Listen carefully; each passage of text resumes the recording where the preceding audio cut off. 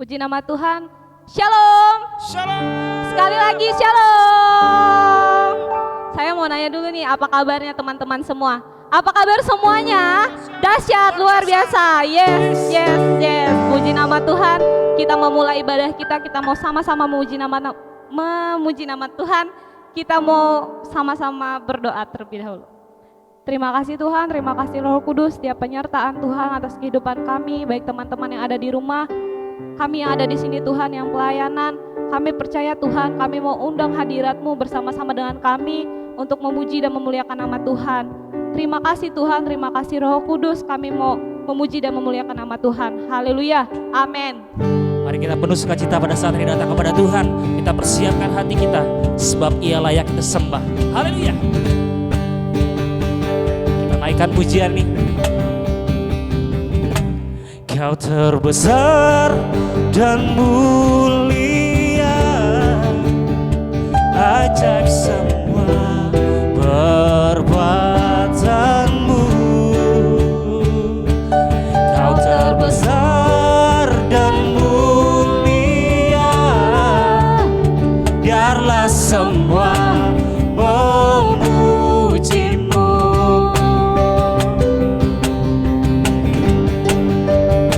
Ayo semua semangat.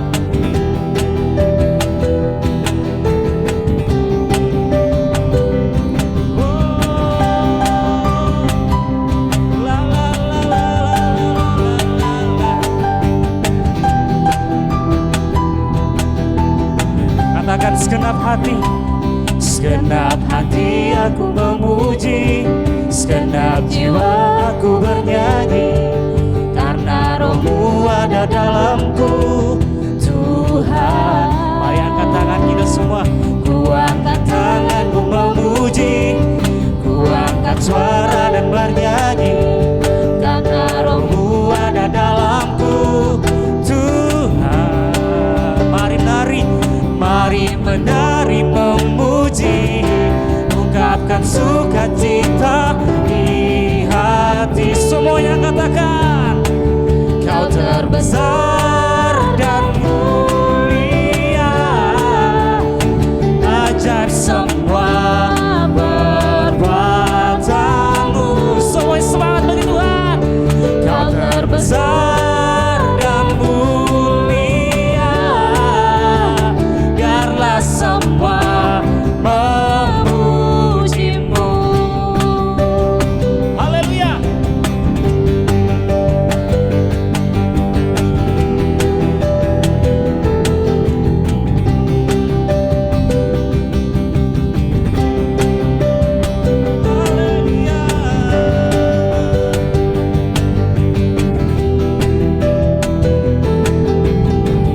Katakan segenap hati aku memuji, segenap jiwa aku bernyanyi, karena Roh-Mu ada dalamku, Tuhan. Ku angkat suara, ku angkat tanganku memuji, ku angkat suara dan bernyanyi, karena Roh-Mu ada dalamku, Tuhan.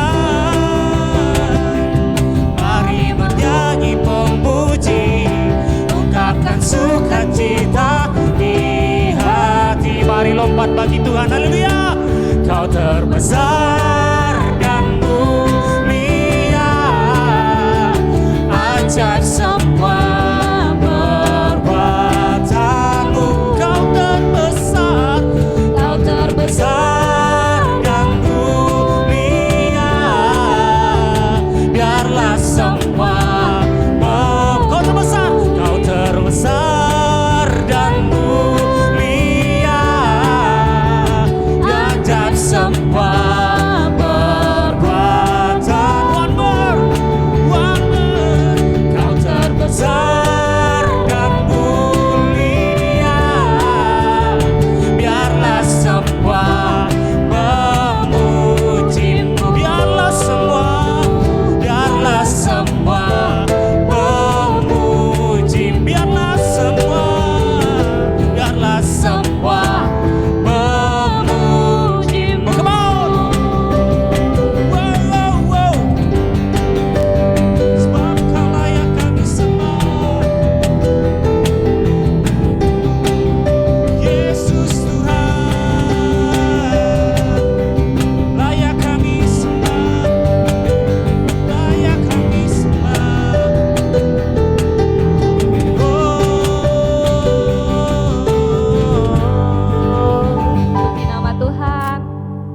mau sama-sama menyembah Tuhan. Kita mau saat teduh, kita mau datang ke hadirat Tuhan dengan kesungguhan hati kita, bahwa Tuhanlah kuasa yang terlebih besar.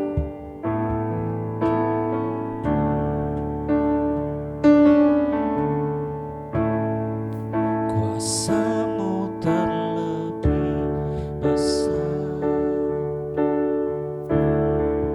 Tuhanku terlebih besar, tak pernah terlambat janji-Mu ya Tuhan, menolong hidupku. Haleluya Yesus Tuhan. Kuasa-Mu terlebih besar, Tuhanku terlebih besar, tak pernah terlambat janji-Mu ya Tuhan, pulihkan hidupku. Mari kita naikkan pujian di awal, katakan hanya Kau Tuhan. Hanya Kau Tuhan penolongku. Kau setia Tuhan, yang selalu setia bersamaku.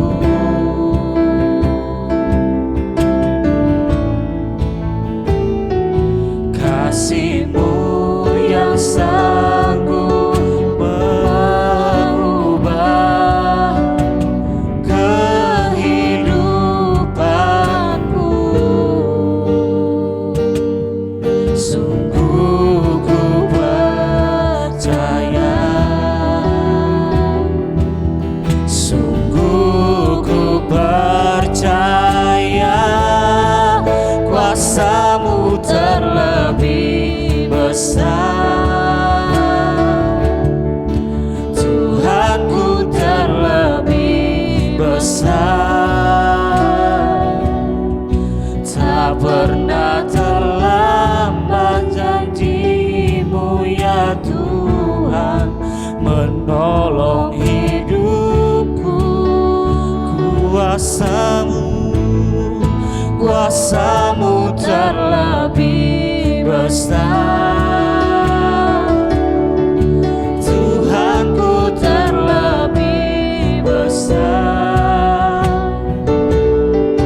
tak pernah terlambat janji-Mu ya Tuhan, pulihkan hidupku.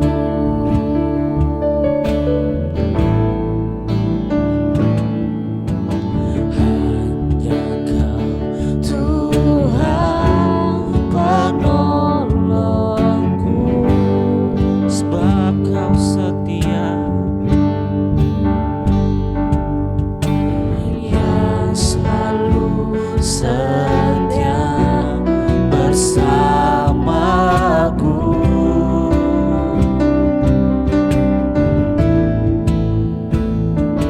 Kasih-Mu yang sanggup mengubah kehidupanku. Sungguh ku berharap, sungguh ku percaya, kuasa-Mu terlebih besar, Tuhanku terlebih besar, tak pernah terlambat janji-Mu ya Tuhan, menolong hidupku. Kuasa-Mu terlebih besar, Tuhanku terlebih besar, tak pernah terlambat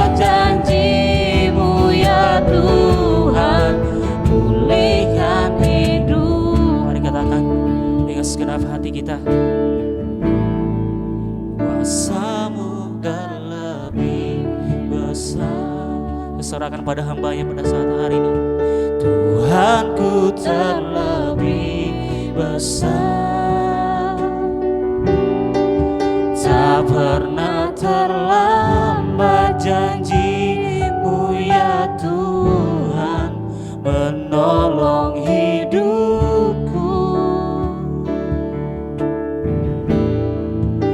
Kuasa-Mu terlebih besar, Tuhanku terlebih besar, tak pernah terlambat janji-Mu ya Tuhan, pulihkan hidupku. Kuasa-Mu terlebih besar, Sungguh benar Tuhan, kuasa-Mu terlebih besar Tuhan. Tuhanku terlebih besar. Oh terima kasih Tuhan.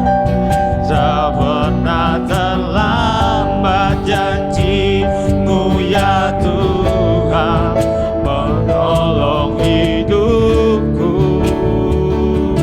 Kuasa-Mu Tuhan, Kuasa-Mu terlebih besar, Tuhanku terlebih besar, tak pernah terlambat janji-Mu ya Tuhan, pulihkan hidupku. Tak pernah terlambat janji-Mu ya Tuhan, pulihkan hidup. tak pernah terlambat janji-Mu Tuhan. Tak pernah terlambat janji-Mu ya Tuhan, pulihkan hidup. Sungguh benar Tuhan, tak pernah terlambat janji-Mu atas kehidupan kami Tuhan. Bagi orang-orang yang percaya Tuhan, tak pernah dikecewakan oleh Tuhan. Terima kasih Tuhan Yesus, terima kasih Tuhan. Dan pada saat hari ini Tuhan, kami Tuhan datang kepadamu Tuhan. Kami serahkan segala hidup kami hanya ke dalam tangan-Mu Tuhan. Karena kami yakin percaya Tuhan, di dalam-Mu ada rasa aman Tuhan. Di dalam-Mu Tuhan tidak ada kekhawatiran Tuhan. Bersama-Mu Tuhan kami dapat melewati segala sesuatu. Terima kasih Tuhan Yesus, terima kasih. Dan pada saat hari ini Tuhan, kami anak-anak-Mu Tuhan ingin duduk diam dan mendengarkan kebenaran firman-Mu Tuhan. Pakailah hamba-Mu Tuhan sebagai alat-Mu Tuhan untuk menyampaikan kebenaran firman-Mu Tuhan. Bukan karena pengertian hamba-Mu Tuhan, bukan dari hikmat hamba-Mu Tuhan, tapi semata-mata isi hati-Mu Tuhan yang Kau sampaikan melalui hamba-Mu. Dan kami siap Tuhan pada saat hari ini duduk diam dan mendengarkan kebenaran firman Tuhan. Dan kami siap untuk melakukannya dalam kehidupan kami setiap harinya. Hanya di dalam nama Tuhan Yesus Kristus kami siap Tuhan. Amin. Puji nama Tuhan. Shalom teman-teman. Sekali lagi shalom. Puji nama Tuhan. Pada saat hari ini saya teringat teman-teman dengan kisah di Alkitab di mana ada seorang yang bukan orang Israel tetapi percaya akan kuasa Kristus. Bahkan seorang perempuan ini jauh datangnya hanya untuk meminta pertolongan daripada Tuhan. Bahkan bukan orang percaya, bukan orang asli orang Israel. Nanti kita akan baca bersama-sama, itu berada pada ayat Alkitab di Markus 7 ayat yang ke-24 sampai dengan 30.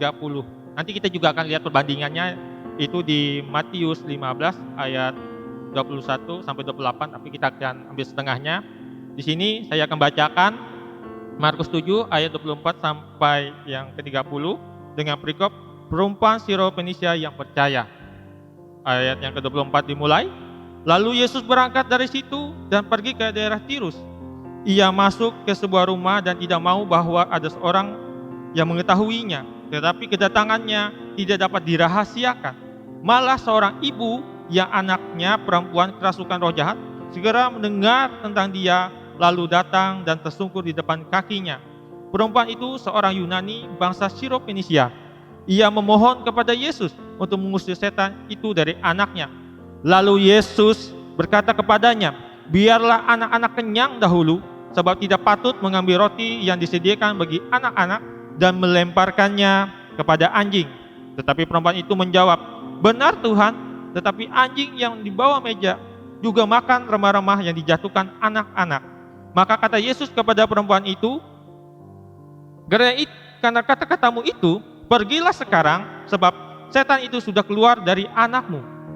Perempuan itu pulang ke rumahnya, lalu didapatinya anak itu berbaring di tempat tidur, sedang setan itu sudah keluar. Kita akan lihat perbandingannya kembali teman-teman, itu di Matius 15. Kita akan mulai dari ayat yang ke-24 sampai yang ke-28. Saya akan bacakan. Jawab Yesus, aku diutus hanya kepada domba-domba yang hilang dari umat Israel. Tetapi perempuan itu mendekat dan menyembah dia sambil berkata, Tuhan, tolonglah aku. Tetapi Yesus berkata, tidak patut mengambil roti yang disediakan bagi anak-anak dan melemparkannya kepada anjing. Kata perempuan itu, benar Tuhan, namun anjing itu makan remah-remah yang jatuh dari meja tuannya.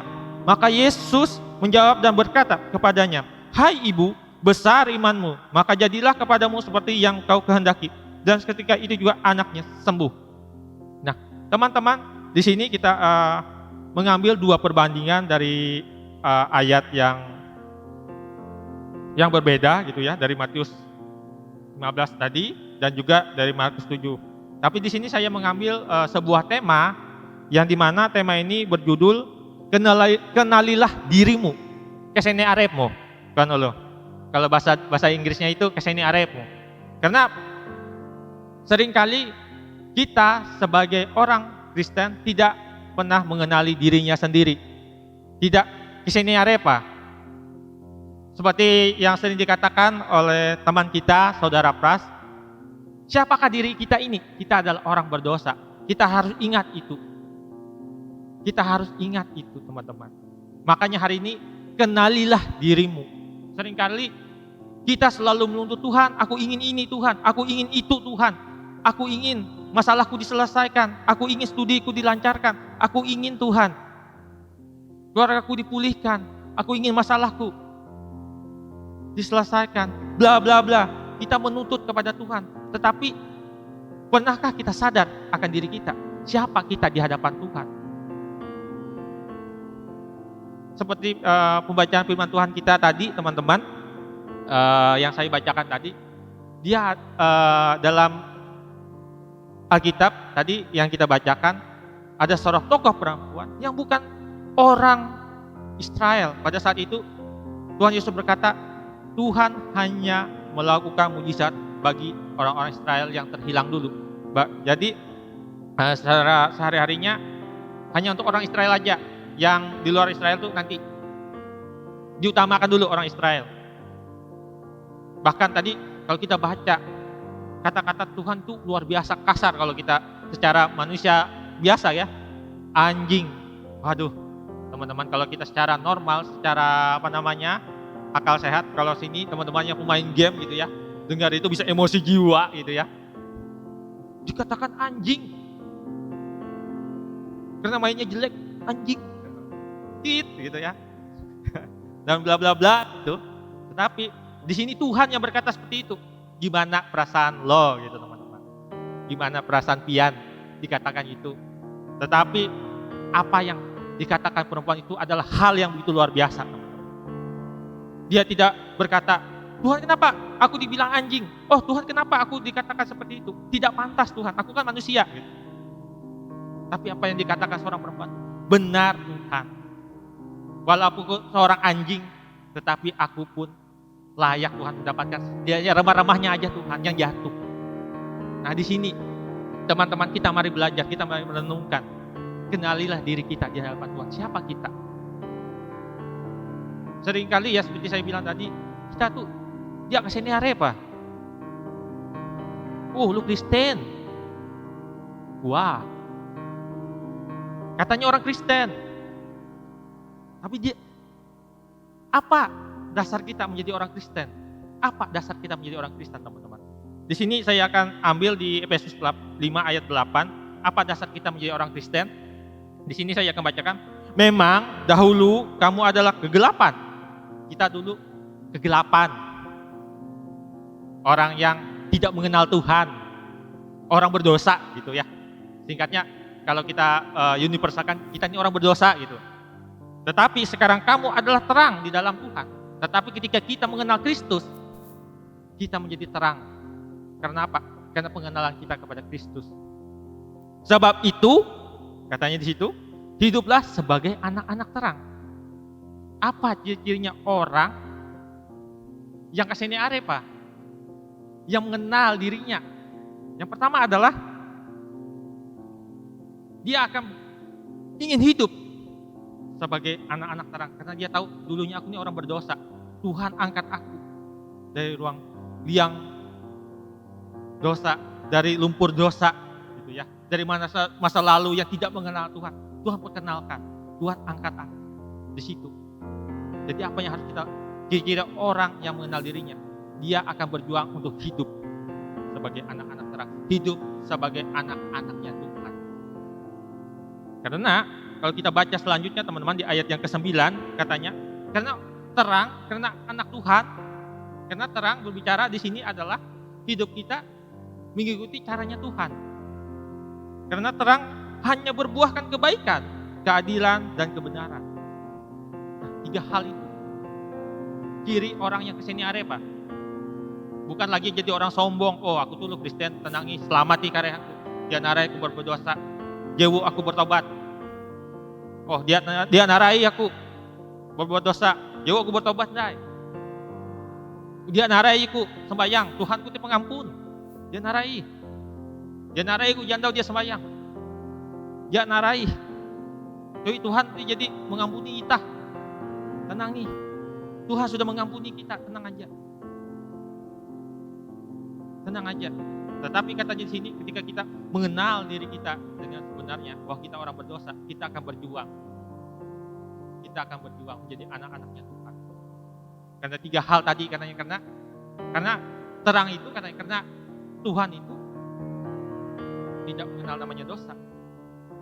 Karena Tuhan hanya mengenal namanya kebaikan, keadilan, dan kebenaran.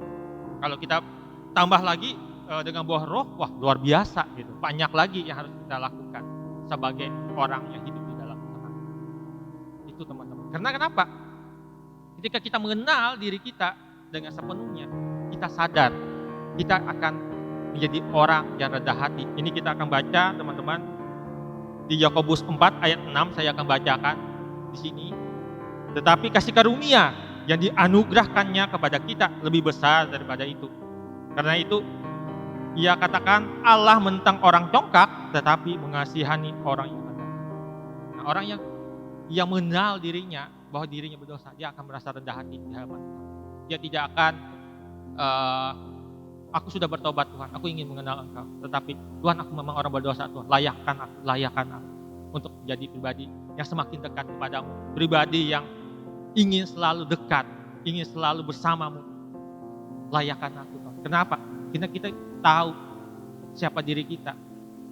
Jangan tenang aja, Tuhan sudah mati di kayu salib, kita bertobat, Tuhan akan selamatkan kita. Enggak seperti itu teman-teman. Kita sadar dulu diri kita siapa di hadapan Tuhan. Seperti katanya tadi, Allah menentang orang congkak. Tuhan itu menentang orang yang tinggi hati, sombong di hadapan Tuhan. Oh, apa aja orang Kristen itu pasti diselamatkan. Tenang aja, Tuhan enggak seperti itu. Tapi kita sadar diri dulu, kata Tuhan. Tetapi Tuhan mengasihi orang yang rendah hati. Saya juga teringat teman-teman, kisah di Alkitab tentang dua orang, satunya orang Farisi dan satunya adalah seorang pemungut cukai. Apa yang dikatakan seorang Farisi itu, Tuhan, aku memberikan perpuluhan, aku menjadi orang yang baik, katanya. Aku berdoa, dan terakhir apa yang dikatakan, aku tidak seperti pemungut cukai itu. Dia langsung menghakimi orang lain karena dia merasa dirinya sudah baik, dia selalu ke gereja, dia selalu melakukan hal-hal yang baik. Tetapi apa yang dikerjakan seorang pemungut cukai itu, dikatakan dia memukul dirinya di bait Allah, dia memukul dirinya, dan berkata, kasihanilah aku Tuhan orang yang berdosa ini. Lalu apa kata Yesus? Ketika dua orang itu balik, pemungut cukai itu datang dan dibenarkan. Kenapa? Dia sadar diri dengan dirinya bahwa dia adalah orang berdosa. Dia mengaku di hadapan Tuhan, aku ini orang berdosa Tuhan, ampuni aku. Bukan berkata, aku sudah melakukan yang baik, aku sudah memberikan sedekah, sudah memberikan segala sesuatu, aku sudah berbuat baik, menolong orang lain. Bukan seperti itu. Tuhan akan menentang itu. Tuhan akan menentang orang congkak katanya tadi. Dan mengesani orang yang rendah. Hari ini teman-teman, saya ingin ingatkan kita. Mari kenalilah diri kita. Kenali diri kita. Siapa diri kita di hadapan Tuhan. Di tengah pandemi ini, teman-teman, banyak orang yang mulai, Tuhan kenapa kok kasih pandemi ini? Kenapa sih pandemi ini menyerang negara kami? Kenapa sih pandemi ini menyusahkan kami? Tuhan itu tidak adil. Tuhan itu bla bla bla. Kok Tuhan harus lakukan seperti ini? Tapi kita enggak sadar Tuhan. Kita enggak sadar kita ini orang berdosa. Mungkin melalui pandemi ini kita semakin dekat kepada Tuhan. Bahwa kita tahu kita orang berdosa. Mari kita cari Tuhan lebih sungguh-sungguh. Ini kayak saya sedikit teman-teman suka mendengarkan renungan firman Tuhan di streaming di YouTube juga. Saya dengar seorang evangelis berkata, ini hanya simulasi aja pada akhir zaman. Katanya, simulasi ini aja, gereja banyak tutup aja, sudah banyak yang malas katanya untuk mencari Tuhan. Hanya sekadar membuka streaming pun mungkin nggak sungguh-sungguh katanya. Apalagi kalau benar-benar akhir zamannya yang memang sebenarnya. Baru simulasi aja Tuhan buat gini. Kita akan lihat sudah dipisahkan nih orang yang benar-benar mencari Tuhan dengan sungguh-sungguh atau yang setengah-setengah. Makanya hati-hati teman-teman. Hari ini Tuhan menguji kita. Apakah kita sungguh-sungguh di hadapan Tuhan? Apakah kita sungguh-sungguh mencari Tuhan? Kenalilah diri kita. Enggak apa-apa aja pandemi ini kita enggak ibadah di gereja. Enggak apa-apa aja nanti kita sambil buka YouTube. Santai-santai aja. Nanti kan ada siaran ulangnya juga. Tenang aja. Tetapi bukan itu intinya gitu. Tetapi kita sungguh-sungguh mencari Tuhan, baik melalui media internet, video, mungkin melalui radio dan sebagainya. Mari kita cari Tuhan selama semuanya masih bisa kita dapatkan.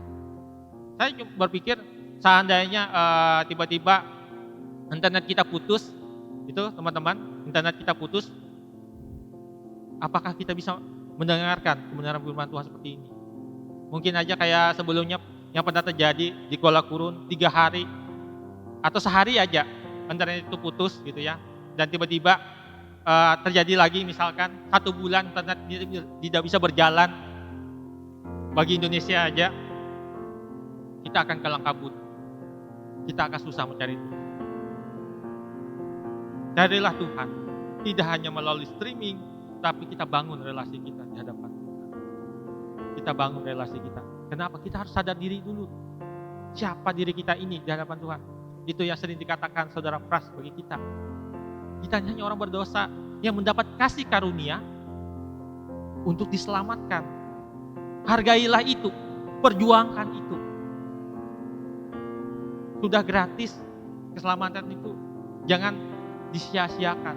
Tapi mari kita sungguh-sungguh di hadapan Tuhan, mencari Tuhan dengan sungguh-sungguh, berjuang. Katanya, karena firman Tuhan, berjuanglah untuk masuk pintu yang sesak itu.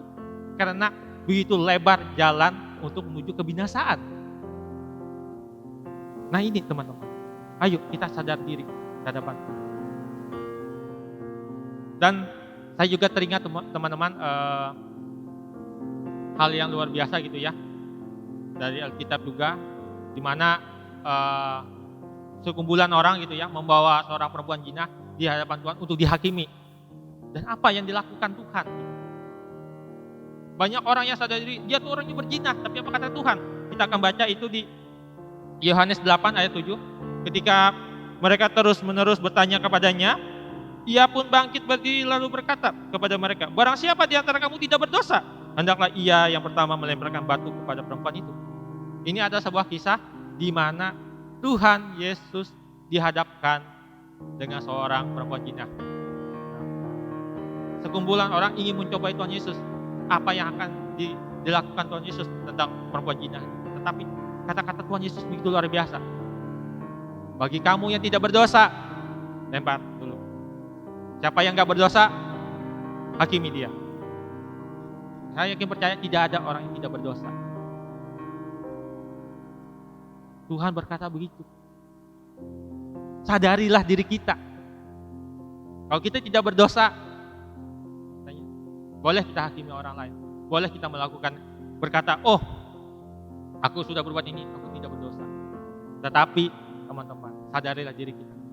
Dan perkataan Tuhan itu luar biasa, teman-teman.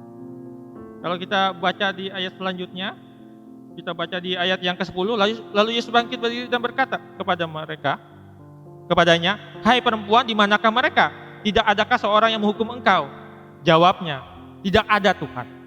Lalu kata Yesus, aku pun tidak menghukum engkau, pergilah dan jangan berbuat dosa lagi mulai dari sekarang.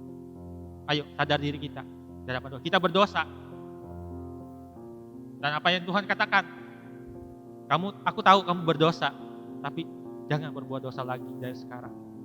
Sadari diri kita, jangan bilang kita tidak berdosa, Tuhan akan menganggap kita rendah.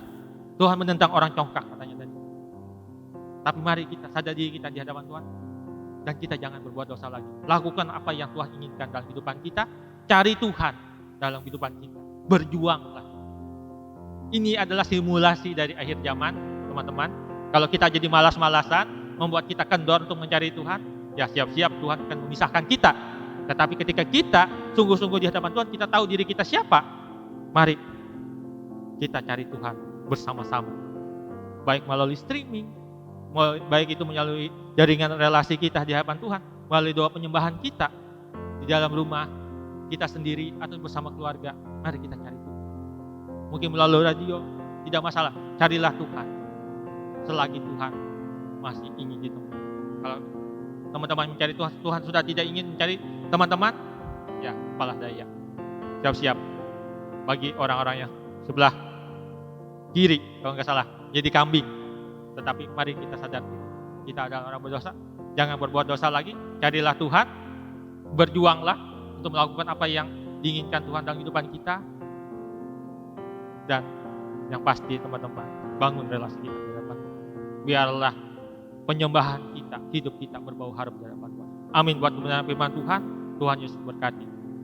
Dan untuk doa firman Tuhan dan sekaligus doa penutup, saya serahkan kepada Kak Dodi. Siapa Tuhan, pada saat hari ini kita sudah mendengarkan firman Tuhan. Mari kita berdoa untuk kebenaran firman Tuhan pada saat hari ini. Dan kita akan menutup ibadah kita di dalam doa. Terima kasih Tuhan Yesus, kami bersyukur melalui kebenaran firman Tuhan pada saat hari ini, mengajarkan kami agar senantiasa berdiri teguh dalam Tuhan, memiliki iman pengharapan yang selalu percaya kepada Tuhan, tidak memandang remeh setiap ujian, pencobaan Tuhan, tetapi kehidupan kami senantiasa selalu bersandar kepada Tuhan, selalu berharap, selalu mengandalkan Tuhan dalam kehidupan kami. Biarlah Tuhan Yesus Kristus selamatkanlah generasi kami, selamatkanlah umat-umat Tuhan yang senantiasa berharap dan percaya kepada Tuhan. Hamba-Mu yang sudah menyampaikan kebenaran firman Tuhan, masa depannya hamba-Mu taruh di tangan Tuhan. Apapun menjadi harapan, cita-citanya Bapa, biarlah itu disertai oleh Tuhan. Biarlah itu mendatangkan kemuliaan bagi nama Tuhan. Biarlah Tuhan Yesus Kristus pada saat hari ini kami berdoa Tuhan, bagi teman-teman kami yang pada saat ini berada di rumah, biarlah Tuhan selalu menyertai mereka, selalu bersama dengan mereka Tuhan. Biarlah waktu yang ada Tuhan, kami anak-anak-Mu diisi dengan hal-hal kebenaran daripada Tuhan. Biarlah Tuhan Yesus Kristus pada saat hari ini kami akan mengakhiri ibadah kami. Namun sebelum kami akhiri, Kau curahkan berkat-Mu dalam kehidupan kami. Mari arahkan hati-Mu, terimalah berkat daripada Tuhan. Turunlah berkat yang besar daripada Allah Bapa, cinta dan kasih sayang dari Tuhan Yesus Kristus, penyertaan dari kuasa Roh Kudus, menyertai diri kita pada saat ini, sampai Tuhan Yesus datang yang kedua kali. Di dalam nama Tuhan Yesus, mari yang kita percaya sama-sama katakan, Amin. Tuhan Yesus memberkati kita semua.